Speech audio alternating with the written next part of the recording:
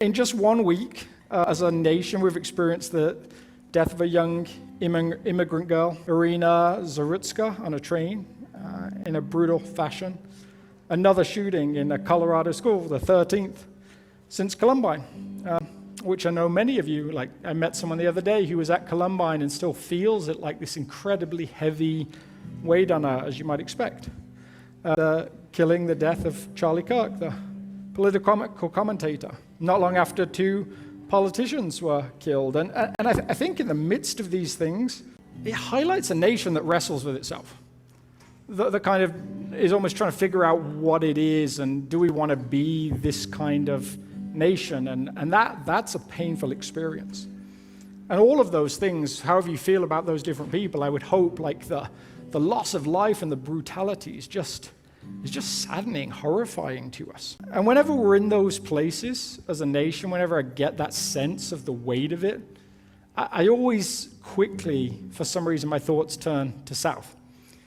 A place that we have tried to make a place that ties together people from all sorts of different backgrounds, all sorts of different theories about how a country should be run, even different theories about like exactly what it is to live in the way of Jesus. And we try to bring those down to like some central points. We have people from different continents, ethnic backgrounds, socio-economic backgrounds, and yes, different politics.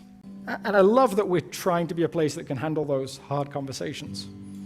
But in times like that, there's part of me that wonders about South and wonders if it's worth the effort that it takes and whether it can survive and whether do we get to a point where we just say, we're just going to go our separate ways and you figure out a place where you feel super comfortable all the time. And then whenever I feel like that, I think about Jesus.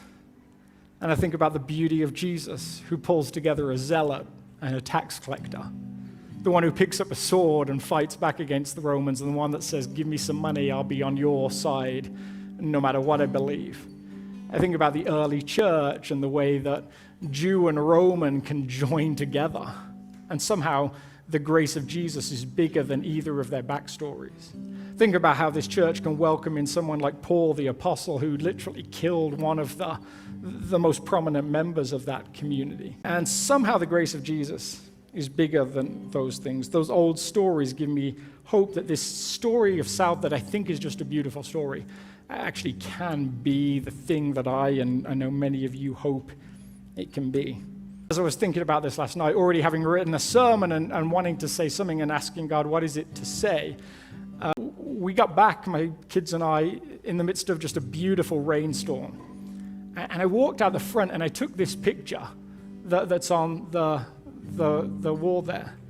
Just the most stunning rainbow I had seen. I mean, just clearer than clear with this beautiful double rainbow above it. And I remembered what that means. And it means that we have a God who has promised different things, has promised to care for this world, and has promised to build his church. And we don't do that. He does that. And so beautifully, in the midst of whatever you've brought in today, whatever you're carrying, whatever the weight is, we get to gather our scattered senses and we get to place them on Jesus. And we get to do that together.